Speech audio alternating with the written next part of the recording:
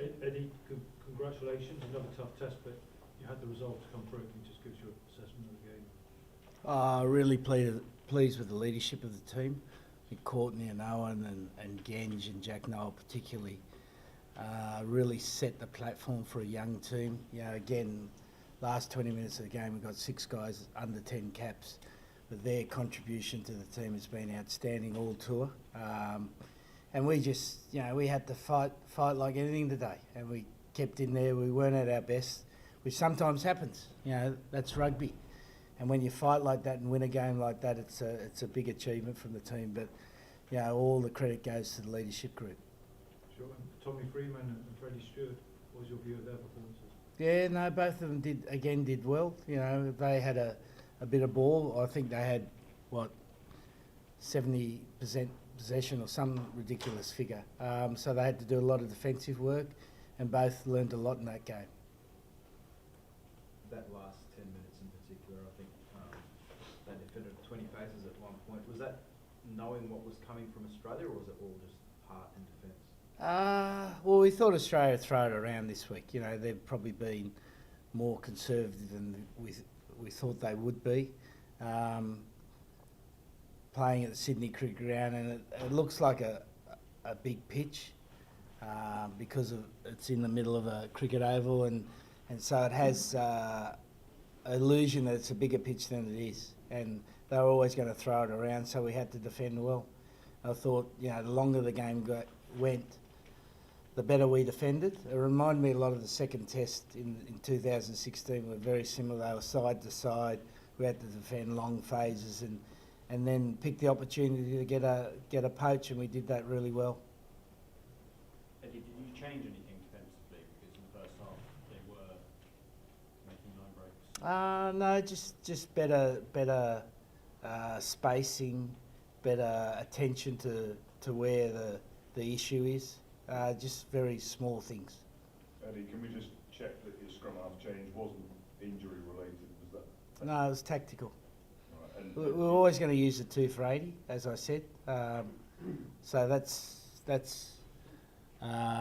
not something that's unusual. No, it's just it's quite early, so. Not really, because if you usually go 55-25, so it went 35-45. So it was late, I think. You work it out. Eddie, how does the satisfaction of this series when compared to 2016? This was tougher, mate. Yeah, we had a more established team in 2016 coming on the back of the Grand Slam and coming on the back of a 2015 team. So this team, you know, we're nurturing this team at the moment. We've got a good group of senior players and we've got all these young guys coming through. So it was an entirely different experience. You know, we weren't as prepared as we need to be for the first test because we didn't have enough training time on the paddock, which we don't control. But as the tour went on, we got more cohesive, more together, understood how we wanted to play. So it was hard work, but it was also a great tour for the boys. I think you know, Australia's a fantastic place to tour. You know, a few of the players have said, why would any Englishman, why would any Australian move to England? You know, they could sit at Coogee Bay Road, have a cup of coffee, watch life pass you by. It's a pretty good experience. So I think they've had a good tour, and it's good to cap it with a result. Courtney, Does that can make it- you go on? I was going to say, does it make it a better achievement than in 2016? Well, we don't need to compare, mate. Yeah, but we had a lot of team development go on this tour. We've had a lot of leadership development go on the tour, so I'm really pleased with the development of the team. You know, the result's always important, guys, but the development of the team for us now, when we're in this World Cup cycle, where, you know, in the last 12 months, we're developing a team for the World Cup, was crucial for us that we got it right. And the results don't always tell you get it right, which is contrary to what you think. But the development of the team's been outstanding, really. Courtney, how enjoyable was it to be the first captain to lift a new trophy and just what it symbolised about, as Eddie was talking about, sort of new team coming together or turning a corner? Yeah, it was amazing. I think We really wanted it as a team, just to cap the tour off properly, because we've really had a great time. We've stuck together. We've spent a lot of time together, and we've really invested time with each other. So we wanted to go out there and we wanted to make this tour special. And I think it would have been special, you know, win, lose or draw, but we wanted to cap it off properly. And it's sort of been an up and down season, and it's how good to pick up again at the end after the Six Nations, as it were. Yeah, definitely. I mean, yeah, it's been a long season, that's for sure. So very happy to get a bit of time off now. But yeah, like Eddie said, we're a developing squad. We've come a long way this tour, and I think the result tonight shows really how far we've come in such a short space of time. And we're asking you about Tommy Freeman when he got picked last week, and then the way he played tonight. Is that just another glimpse of what he can be some of the moments? He's got a lot to give. I think, yeah, he was good tonight, but yeah, I don't think he's seen anything yet. Eddie, you mentioned on the television there that Australia has a lot of talent and opportunities to put you under pressure tonight and possibly even win the series. They're lacking a killer instinct, do you think? No, I think, yeah, you can see how they're trying to play. They've got a lot of good players. When you look at, you know, who's got a nice coat on tonight, they had Quaid and James O'Connor sitting on the sidelines.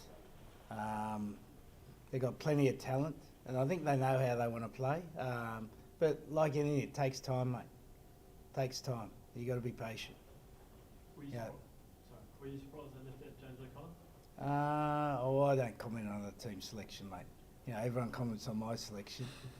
So I'm hardly going to criticise another coach's selection. Possibly you see them again at the World Cup. You don't play in November. Is there an opportunity lost there for the Wallabies in this series to kind of Well, I don't think build themselves up psychologically, perhaps? you never take anything in the next game. You know, I think the state of origin shows that. You know, and we see that historically over and over again. And whilst the media like to talk that you get some sort of advantage over a team, you don't. You know, you start from scratch. Every time you play a game, you start from scratch. You know, and that was one of the good things I enjoyed about us today. We started poorly after having a good game last week, and maybe we felt like the game was going to go our way because we played so well for patches last week. And sometimes the players get disappointed by the game, and then they start going off script. And what I enjoyed today was that the players didn't go off script. They stuck at it, and found a way to win for a young team, which is fantastic. You know, and Australia will find that, mate. You know, I think they saw some of that in the Rugby Championship last year, and I'm sure with more time together, and you know, they've had a lot of injuries, they'll find their way. Like what you said on the box before, that Australia sort of, there was a bit of smack talk in the lead up to some of these games. Just elaborate on what you mean by that and why that was a motivating factor. Yeah, we saw plenty of stuff in the press about some of their players and what they were saying. You know, some people targeting Genji, some people, you know, calling us Poms and whatnot. So it's all fuel for our tank, and you know, any good team uses that as motivation, I think.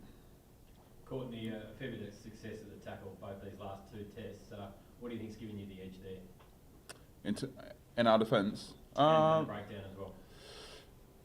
I think picking the right moments to go for it. I think because Australia keep the ball for such long phases, you know, sometimes they can get destroyed and you get players on their own, and then you can really target that. But you've got to hold them out for a period of time to get them opportunities. Like we saw the first two tests, how they were able to score in the first kind of 3, 4, 5 phases, and you just don't get them chances if that's the case.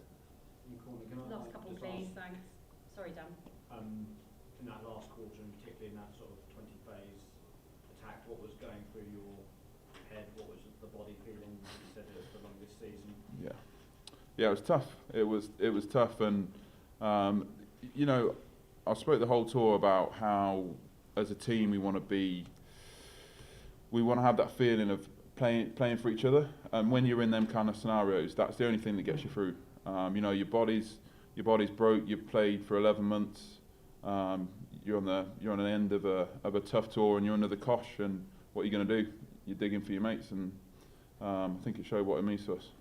Eddie, I understand that you're going to head down to Melbourne and hang out with Storm and some of sort of tell us a bit more about that and what you're looking to get out of it? Try to become a better coach. Is there anything in particular?